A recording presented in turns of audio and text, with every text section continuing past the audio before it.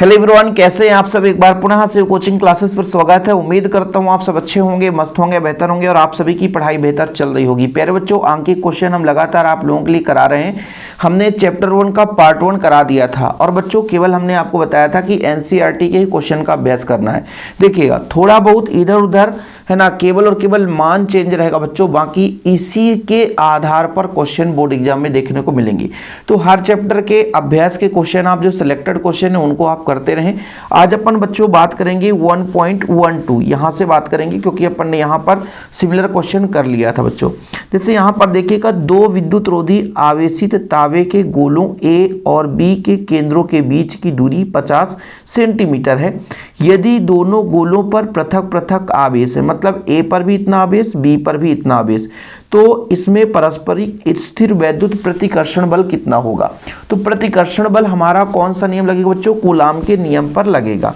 क्योंकि आप लोगों को पता होना चाहिए कि क्यू ए का मान कितना होगा। तो सर क्यू ए का मान होगा 6.5 गुणे 10⁻⁻7 कूलाम। यदि मैं आपसे कह दूं क्यू बी का मान, तो इसका भी मान होगा 6.5 गुणे 10⁻⁷ कूलाम। क्योंकि दोनों जो कण है बच्चों, ए और बी, दोनों कण की बात की जा रही है, ए और बी दोनों कणों पर समान आवेश है और जो बीच की दूरी है 50 सेंटीमीटर। यानी प्यारे बच्चों, यदि मैं आपसे कह दूं कि आर का मान कितना है, तो आप कहोगे जो दूरी है आर है बच्चों वो 50 सेंटीमीटर। सेंटीमीटर को मीटर में बदलते हैं तो अपन 10⁻⁻2 का गुणा कर दें बच्चों, ये मीटर में बदल जाता है, या हम 100 का भाग कर देते हैं, या आप इसको ऐसा भी लिख सकते हैं 0.5 मीटर। जो भी लिखना है लिख सकते हो। दोनों के बीच कितना बल लग रहा होता है, तो बल का फॉर्मेट होता है बच्चों F बराबर, ठीक है, F बराबर होगा F बराबर 1/4πε0 Q1 यानी QA हो जाएगा बच्चों, QB बटा R स्क्वायर। दो आवेश है ना, तो यहाँ पर QA QB हो जाएगा। अब इनका वैल्यू आप लोग पुट कर दो बच्चों। जैसे इसका जो मान होता है 9 गुणे 10⁻9 होता है, ठीक है, इसका मान होगा QA का मान, QB का मान है कितना 6.5 गुणे 10⁻⁷ है ना बच्चों। दोनों सेम है तो चाहे स्क्वायर कर दो आप लोग, या ऐसा कर दो 6.5 गुणे 10 आपका -7 डिवाइड बाय बच्चों आर स्क्वायर का मतलब है 0.5 का स्क्वायर। ठीक है, यहाँ तक क्लियर। अब बच्चों यदि आपसे कह दूं कि 9 है तो 9 रहने दो, 5×5 = 25 हो जाएगा और 7×6 = 42 हो जाएगा। इसका ये गुणा करने पर आएगा बच्चों। और ये 9 है बच्चों, 7×7 = 14 हो जाएगा, 9 घट जाएगा तो 10⁻⁻5 हो जाएगा। और इसको कैलकुलेट करोगे बच्चों तो अपना निकल कर आएगा, है ना, कितना 0.25। ठीक है, इतना क्लियर। इससे कट जाएगा बच्चों, इससे कट जाएगा, है ना।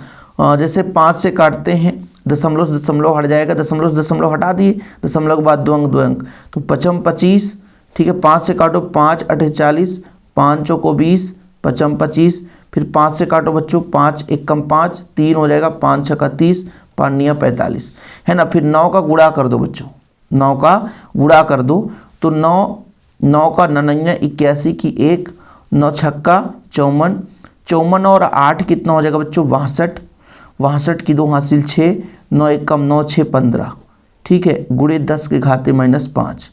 फिर बच्चों यदि मैं आपसे कह दूं कि दशमलव यहाँ पे लगाना चाहता हूँ, एक अंक, यानी ऐसा दशमलव लगाना चाहता हूँ, तो 3 अंक मैंने खिसकाए हैं, तो 3 अंक यहाँ कम कर दूंगा, -2 हो जाएगा। और न्यूटन बल है बच्चों F का मान। ठीक, इतना प्रतिकर्षण बल लगेगा। बताओ किसी से बनेगा कि नहीं बनेगा, आसानी से बनेगा। कैलकुलेशन कराना मेरा काम है, कैलकुलेशन लोगों को दिक्कत जाता है, इसलिए मैंने कैलकुलेशन करा दिया। ये अपना पहला टास्क हो गया। यानी क्वेश्चन पूछा कितना प्रतिकर्षण बल लगेगा, इतना लगेगा, है ना। दोनों गोलों के बीच की दूरी की तुलना में गोलों ए और बी की त्रिज्याएं नगण्य है, तब उनके बीच जो बल लगेगा इतना प्रतिकर्षण बल लगने वाला है। अब ये बोला गया प्यारे बच्चों, क्या बोला गया कि भाई साहब दूरी क्या कर दी जाए, गोलों पर आवेश की मात्रा दुगुनी कर दी जाए, यानी आवेश दोगुना कर दें, आवेश दोगुना कर दें और उनके बीच की दूरी आधी कर दें, है ना बच्चों, दूरी आधी कर दें, यानी कहीं ना कहीं आवेश का मान दुगुना हो जाए। आवेश का मान कितना हो जाए, दुगुना हो जाए। यानी जैसे मैंने कहा कि F बराबर कितना है 1/4πε0 QA, तो 2QA हो जाए बच्चों और 2QB हो जाए, और दूरी कितना हो जाए, दुगुना, मतलब r/2 का होल स्क्वायर हो जाए। तो प्यारे बच्चों यदि मैं यहाँ से कह दूँ कि 2 दूना 4 बाहर आ जाएगा और 2 दूना 4, 2 दूना 4, ये ऊपर 4 एक और चला जाएगा, फिर बचेगा 1/4πε0, ठीक है, QA QB QA QB, ये दूसरा बल है बच्चों, दूसरा बल निकाल रहा हूँ, r², ये अपना लग गया। दूरी आधा कर दी, आवेशों को हमने दुगना कर दिया। अब प्यारे बच्चों इसका मान तो हमने निकाला है, इसका मान हमने निकाला, 4 चौको 16 हो जाएगा बच्चों, है ना, 4 चौको 16, 4 चौको अपना 16 हो जाएगा। इसका पूरा मान हमने निकाला है 1.521 × 10⁻², है ना। अब 16 एक कम 16 की 6, 16 दूना 32, 32 एक 33 की 3 हासिल दी, 16 पंचे 80, 80 3 83, 83 हासिल 8, 16 एक कम 16 और 16 एक कम 16, 8 24 हो जाएगा बच्चों। इस तरीके से 1 2 3 यहाँ लग जाएगा और यहाँ 10 घाते -2 है ये। फिर प्यारे बच्चों एक अंक के बाद यहाँ पर हम लगाना चाहते हैं, है ना, तो अपना 10 घाते -1 हो जाएगा न्यूटन। ये आप लोगों का बल का मान आ गया, ठीक है। किसी कोई प्रॉब्लम? हमने आवेश बढ़ाया बच्चों, या कि बच्चों -1 एक और दशमलव लगा दो तो 0.02433 न्यूटन, ये अपना बल का मान आ गया। कब? जब बच्चों हमने आवेश का मान बढ़ा दिया, दुगना कर दिया और दूरी आधी कर दी, ठीक। इस तरीके से क्वेश्चन अपना कंप्लीट होता हुआ। अगला जो प्रश्न बच्चों परीक्षा की दृष्टिकोण से महत्वपूर्ण नहीं है तो इजी, यहाँ पर कुछ चीज़ें आपको मैं समझा देता हूँ थोड़ा सा। क्या बोला है कि किसी एक समान स्थिर वैद्युत क्षेत्र से 3 आवेशित कण पथ चिन्ह में प्रदर्शित है, तीनों आवेश के चिन्ह लिखिए। देखो बच्चों एक चीज़ आप लोग ध्यान रखिएगा, जैसे मान लीजिए यहाँ पर बच्चों एक कण 1 और 2, यहाँ पर आप लोगों को देखने को मिलेगा कि धन प्लेट की ओर जा रहे हैं, मतलब इस पर जो आवेश है वो ऋण आवेश, पॉइंट क्लियर। और जो तीसरा कण है ये ऋण आवेशित प्लेट की ओर जा रहा है, मतलब धन आवेश कण है, ये भी क्लियर हो गया। इसमें से किस कण का आवेश संगति अनुपात Q/m अधिकतम होगा? तो जिसका बाई अक्ष पे विस्थापन ज़्यादा होता है, एक फार्मूला निकल कर आता है बच्चों, और बाई अक्ष पर विस्थापन जिसका ज़्यादा होता है उसका Q/m का मान अधिक होता है। तो पहला जो कण है इसका बाई अक्ष पे विस्थापन ज़्यादा है, इसलिए Q/m का मान पहले कण का ज़्यादा होगा, ठीक है। यदि मैं इसमें पूछूं कि एक समान विद्युत क्षेत्र दे के रखा है, इस क्षेत्र से 10 सेंटीमीटर भुजा के वर्ग के उस पार्श्व से जिसका तल YZ तल के समांतर है गुजरने वाला फ्लक्स का मान निकालो, और इसी वर्ग से गुजरने वाला फ्लक्स कितना होगा यदि उनके तल का अभिलंब x अक्ष से 60 डिग्री का कोण बनाता है बच्चों। तो ये दोनों क्वेश्चन आप लोग कर सकते हो। तो यहाँ पे कैसे करोगे मैं आपको बताता हूँ। देखो तरीका आप लोगों को सीखना है, यदि तरीका आप लोगों ने सीख लिया तो सारा खेल हो जाएगा। क्या बोला है बच्चों, बड़े प्यार समझना, ई का मान दे के रखा है, ई का मान दे के रखा है 3 × 10 घाते 3, है ना, और बच्चों ये आई कैप दिया है न्यूटन प्रति कूलाम, ऐसा आप लोग समझो। 10 सेंटीमीटर भुजा के वर्ग, यदि बच्चों यानी मान लीजिए पार्श्व से जिसका तल YZ तल के समांतर है, मतलब YZ तल से अपना 10 सेंटीमीटर की दूरी है, यानी बच्चों लंबाई दे के रखा है, भुजा की लंबाई कितना बच्चों 10 सेंटीमीटर, ठीक है। तो 10 सेंटीमीटर को यदि मीटर में बदलेंगे तो 0.1 मीटर आ जाएगा, क्योंकि 100 का भाग देते हैं बच्चों, ये मीटर आ गया। अब जो फ्लक्स होता है वो जो फ्लक्स होता है बच्चों वो 2 चीज़ पर डिपेंड करता है, एक तो ई पर डिपेंड करता है तो दिया है, एक क्षेत्रफल पर डिपेंड करता है। तो क्षेत्रफल जब हम निकालेंगे प्यारे बच्चों तो लंबाई गुणे वर्ग है बच्चों, वर्ग है तो लंबाई गुणे लंबाई यानी L का स्क्वायर, यानी 0.1 × 0.1 करेंगे, यानी 0.01 आ जाएगा बच्चों, है ना, ये मीटर स्क्वायर हो जाएगा, मीटर में बदल रहे हैं ना, मीटर स्क्वायर हो गया। अच्छा सर अब फ्लक्स का मान आपसे पूछूं तो फ्लक्स का मान किस पर डिपेंड करेगा, एक कितना तीव्रता है और कितने क्षेत्रफल, कितना एरिया से जा रहा बच्चों, है ना। तो ई का मान है 3 × 10 घाते 3, है ना, आई है बच्चों तो आप लोग आई कैप कर सकते हो, और फिर इनटू में अपना बच्चों ए हो जाएगा, वेक्टर ए करोगे तो क्षेत्रफल के लिए 0.01, और बच्चों आई है तो आई कैप तो रहेगा ही, मीटर स्क्वायर कर दो दोनों का, तो ये हो जाएगा 3 का गुणा कर दोगे, 3 का गुणा कर दोगे बच्चों, है ना, 3 का गुणा कर दोगे तो कितना आ जाएगा अपना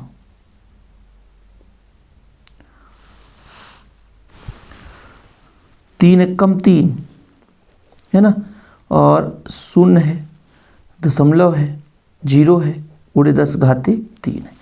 जब बच्चों हम इसका गुणा करेंगे तो कितना आ जाएगा अपना 0 दशमलव हट जाएगा, ऐसा आएगा, मतलब केवल 30 आ जाएगा मीटर स्क्वायर प्रति कूलम।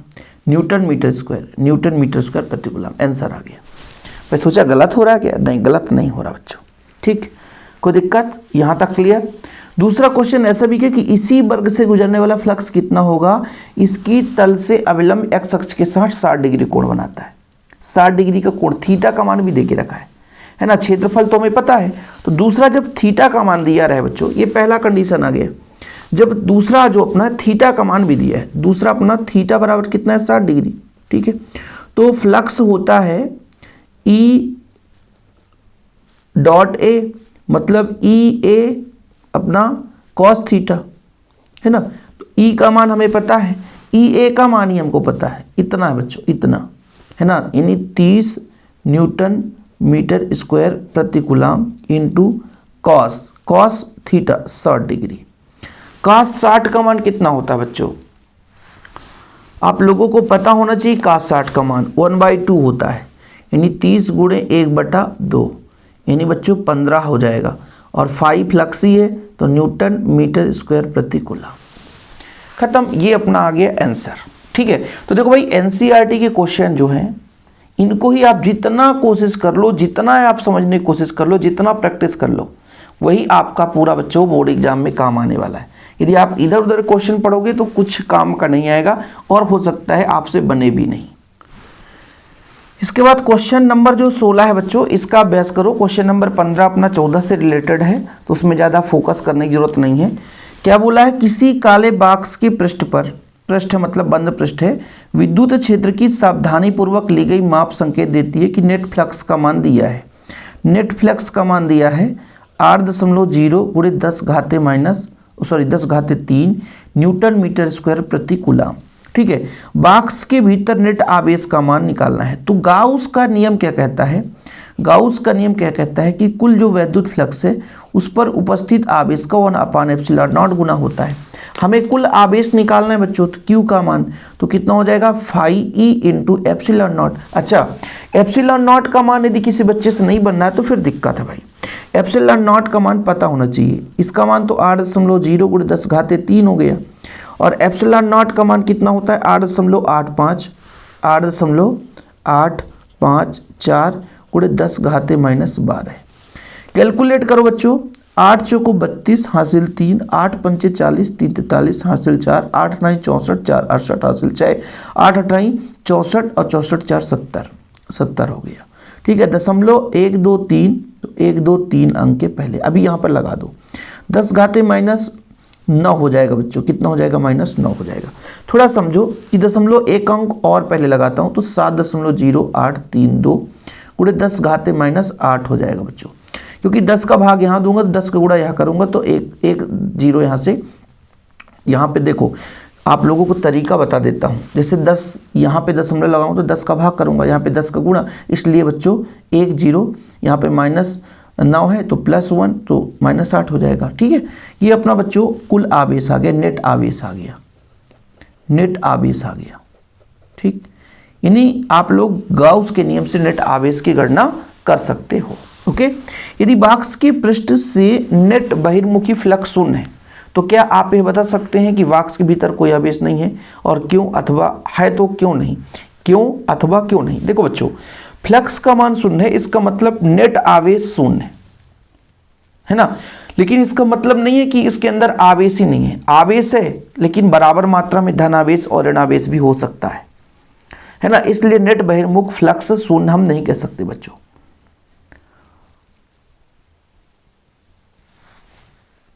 सॉरी, ये नहीं कह सकते कि अंदर आवेश नहीं है ना। ये तो दिया है कि बॉक्स के पृष्ठ से नेट बहिर्मुखी फ्लक्स शून्य, फ्लक्स शून्य, इससे फर्क नहीं पड़ता है ना।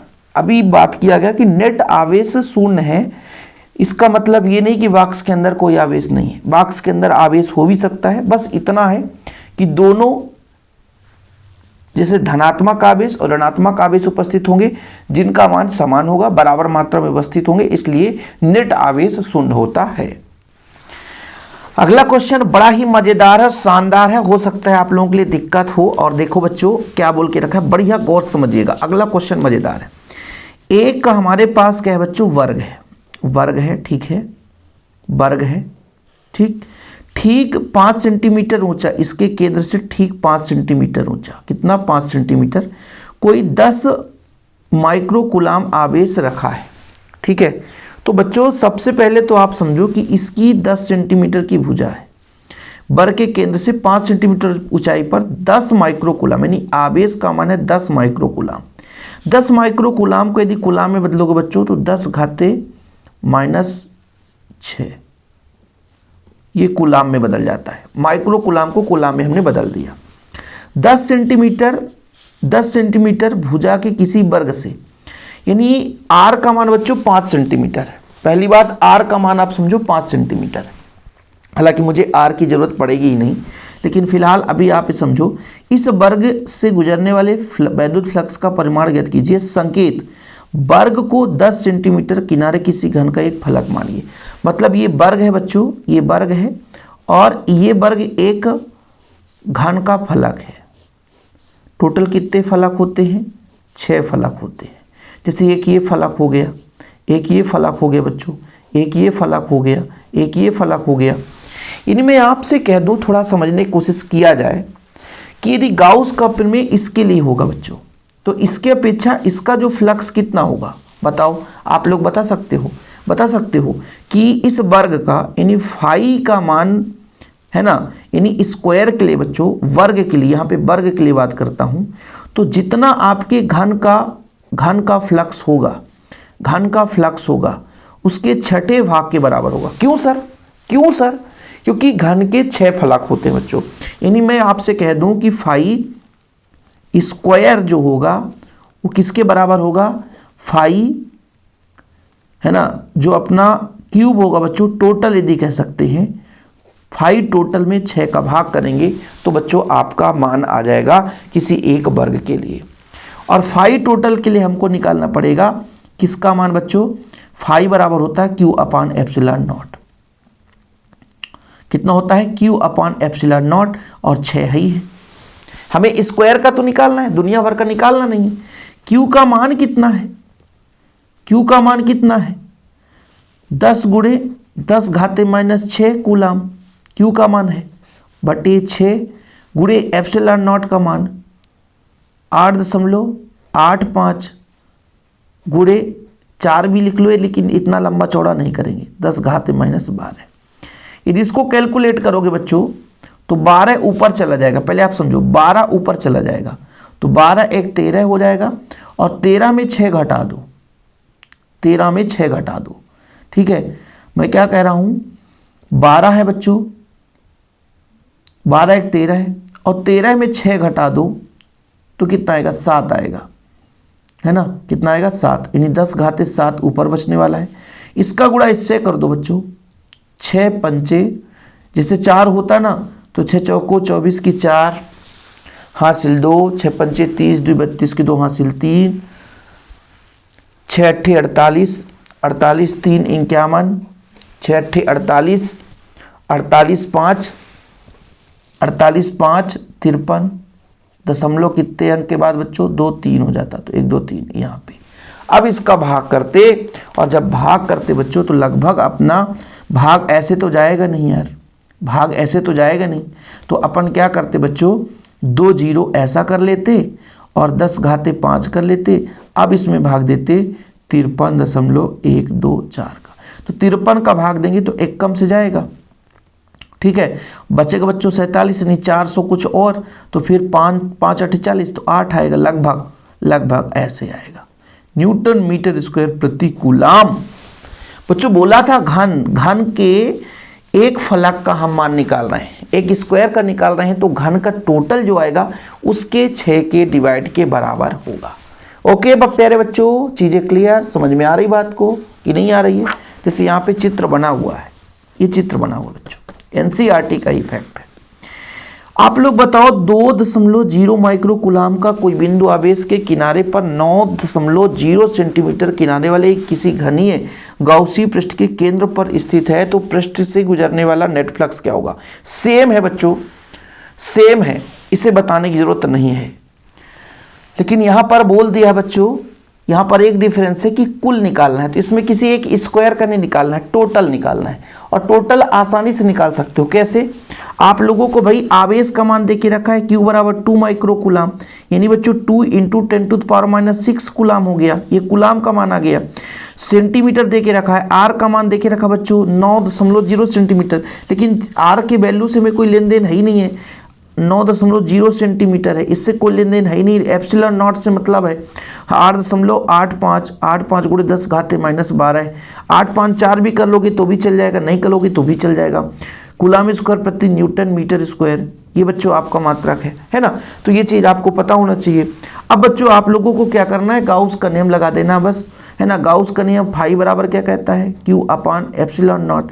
Q का मान अपने पास 2 × 10⁻6 है बच्चों।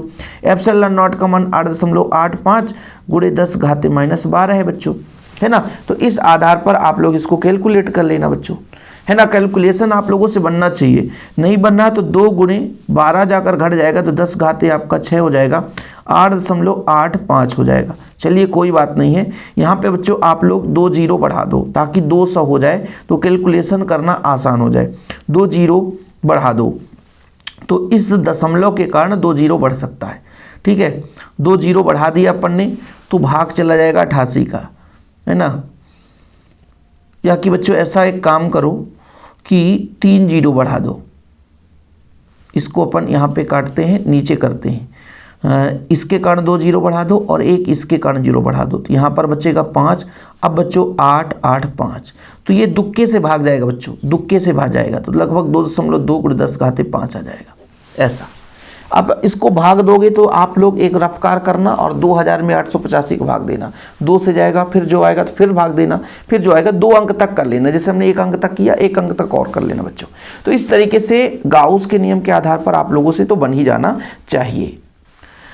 अब जैसे बच्चों अगला प्रश्न है कि किसी बिंदु आवेश कारण केंद्र से 10 सेंटीमीटर त्रिज्या के गोली पृष्ठ का वैद्युत फ्लक्स है, यानी ये बोल के रखा है कि हमारे पास एक बंद पृष्ठ है, गोली पृष्ठ है, गाउस का पृष्ठ है, और बच्चों गाउस का पृष्ठ का जो फ्लक्स का मान दे के रखा है कि भैया बोला 10 सेंटीमीटर के गाउस का पृष्ठ है और इसका फ्लक्स का मान दे के रखा है कितना है, -1.0 × 10⁻³ न्यूटन मीटर स्क्वायर प्रति कूलाम। लेकिन बच्चों बोला है कि दूरी, क्या बोला है, त्रिज्या को 2 गुनी कर दी जाए, तो त्रिज्या को 2 गुनी करने से कोई प्रभाव नहीं पड़ता, तो आप इसका आंसर लिखोगे कि त्रिज्या 2 गुनी करने से फ्लक्स के मान में कोई परिवर्तन नहीं होगा। सीधा सीधा बच्चों बिंदु आवेश के मान पर, बिंदु आवेश का मान क्या होगा, त्रिज्या 2 गुनी करने से फ्लक्स का मान कुछ भी निर्भर नहीं करेगा, सीधा फंडा, ठीक है।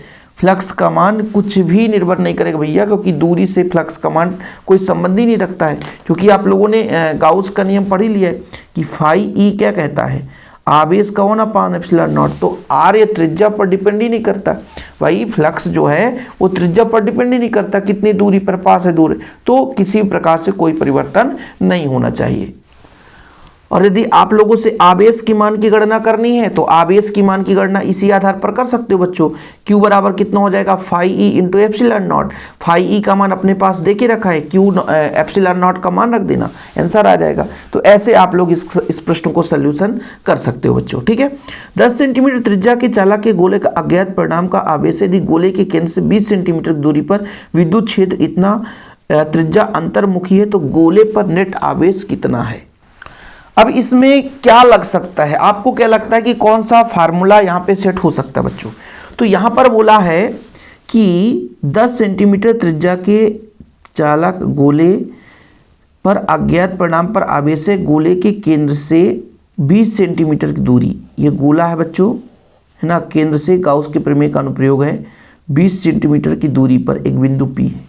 तो आप लोगों ने इसका फार्मूला पढ़ा होगा, क्या पढ़ा है कि ये बिंदु आवेश कारण जो तीव्रता निकल कर आती है बच्चों, इसका होता है 1/4πε0, है ना, Q/r², ये फार्मूला होता है। इससे हमें E का मान देके रखा है, E का मान कितना दिया बच्चों, ई का मान देके रखा है 1.5 गुणे 10 घाते 3 न्यूटन प्रति कूलाम दिया है। त्रिज्या देके रखा है 20 सेंटीमीटर। आर का मान दिया है बच्चों 20 सेंटीमीटर। आर का मान कितना है 20 सेंटीमीटर, यानी 100 का भाग दोगे 0.2 मीटर आ जाएगा। मीटर भी आ गया बच्चों। और हमें आवेश का मान निकालना है, इसका क्यू का मान निकालना है, तो हमें पूरा वैल्यू पुट करना पड़ेगा। ई यहाँ पर बच्चों इसका मान भी पता हो गया 1.5 कितना है 1.5 गुणे 10 घाते 3 है ना। इसका मान होता है 9 गुणे 10 घाते 9 है ना। क्यू का मान हमें निकालना है, आर का मान 0.2 का स्क्वायर हो जाएगा।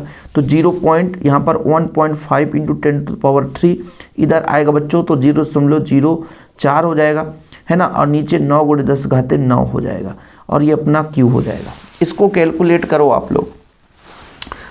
3 से काट दो, 3 त्रिकाई 9, 3 पचे 15, ठीक है। फिर 5 को 20 आ जाएगा, तो 0.0 है ना। 5 को 20, तो 1 2 3 हो गया, गुणे 10 घाते 3 है ना बच्चों, 10 घाते 3 है, तो 10 घाते 3 रहने दो है ना।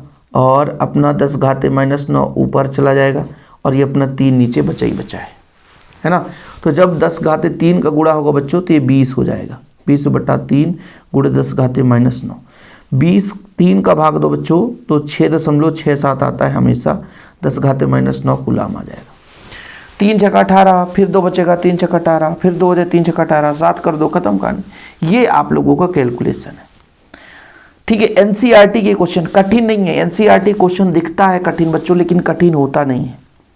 यदि थोड़ा बहुत भी दिमाग लगा लोगे, कुछ भी कठिन नहीं रहता है, ठीक है। तो इस तरीके से गाउस के प्रमेय के आधार पर चलो एक आध क्वेश्चन अलग भी करते हैं बच्चों। जैसे यहाँ पर देखो, कोई अनंत रैखिक आवेश 2 सेंटीमीटर की दूरी पर 9 गुणे 10 घाते 4 न्यूटन प्रति कूलाम विद्युत क्षेत्र उत्पन्न करता है, तो रैखिक आवेश घनत्व का मान निकालो। अच्छा, एक गाउस के प्रमेय का अनुप्रयोग पढ़े हैं आप लोग, और नहीं पढ़े हैं तो पढ़ लेना। बेलनाकार है ना, एक अनंत लंबाई का चालक तार है, उसके चारों ओर बेलन की कल्पना करते हैं। फिर वहाँ पर तीव्रता कितना होता है बच्चों, जैसे रैखिक आवेश, ये आवेश है, इस पर चारों ओर बेलन की हम क्या करते हैं, कल्पना करते हैं, ठीक है। तो बच्चों यहाँ पर यदि मैं बात करूँ कि इसकी जो त्रिज्या है कितनी है, आर है, तब बच्चों इस पर +Q आवेश दिया गया है। कौन सा आवेश बच्चों, +Q आवेश दिया गया है। तो इसके पृष्ठ पर किसी बिंदु पर r दूरी पर यदि हम तीव्रता की बात करें, तो आवेश घनत्व तो रैखिक लैम्डा हो, तो λ/2πε0r, ये फॉर्मेट होता है। अब आप लोगों को लगेगा कि सर ये कैसे हो गया, मैं आपको बताता हूँ। इसको और भी कैलकुलेट करेंगे। तो बच्चों यदि हम आपसे कह दें कि 1/2πε0 का मान नहीं पता, तो फिर हम कैसे निकालेंगे। देखो, इसके लिए हम एक फॉर्मेट तैयार करेंगे। कैसे कि 2 का गुणा यदि ऊपर कर दें, तो नीचे 4πε0 आ जाता है, और r का मान आ जाता है। तो बच्चों हमें क्या क्या निकालना है, 2 सेंटीमीटर की दूरी पर है, और बच्चों अपना विद्युत क्षेत्र उत्पन्न करता है, तो रैखिक आवेश घनत्व निकालना। ई का मान देके रखा है, ई का मान कितना है 9 गुणे 10 घाते 9 गुणे 10 घाते 4 है, ठीक है सर, इंटू 2, तो 2 है बच्चों, हमें लैम्डा निकालना है। 1/4πε0 का मान तो पता है ना। तो कितना हो जाएगा बच्चों, 9 गुणे 10 घाते 9, तो यहीं पे कर दो 9 गुणे 10 घाते 9, ठीक है। 1/4πε0 का आर का मान कितना है, आर का मान है 2 सेंटीमीटर, यानी 2 गुणे 10 घाते -2 मीटर। ये मीटर में आ गया ना, मीटर लिखना नहीं बाबू, ठीक। अब देखो बच्चों, 9 से 9 कट जाता, 2 से 2 अपना ये कट जाता, ठीक है। बचा ही कितना यार, ये अपना 10 घाते 4 है, 10 घाते -2 हो जाएगा, और ये आएगा 10 घाते -9 आ जाएगा, है ना। कुल मिलाकर यही तो आ रहा है, यानी कुल मिलाकर के बच्चों ये 2 हो जाएगा, और 10 घाते -7 आ जाएगा। बस यही तो लैम्डा का मान आ गया। इतना सरल क्वेश्चन रहता है, बच्चों, ठीक है। तो ऐसे भी क्वेश्चन पूछे जा सकते हैं एग्जाम में, और आप लोगों से बन जाना चाहिए। यहाँ पर बच्चों इस प्रश्न को हमने किया अंतर्मुखी है, इसलिए चिन्ह ऋणात्मक होगा। ध्यान रखिएगा, ये जो आवेश का मान आया होगा, तो अंतर्मुखी है बच्चों, इसलिए ऋणात्मक रहा है। क्या है, ऋणात्मक रहा है। अब इस वाले प्रश्न को आप लोग करना, 2.4 मीटर व्यास के किसी एक समान आवेशित चालक गोले का पृष्ठीय आवेश घनत्व तो इतना है। यानी अपना बच्चों पृष्ठीय आवेश घनत्व मतलब इसका मान दे के रखा है, ठीक है, इसका मान दे के रखा है, व्यास दे के रखा है, मतलब आर का मान हो जाएगा 1.2 मीटर। व्यास दिया है तो त्रिज्या आर का मान निकल कर आ जाएगा।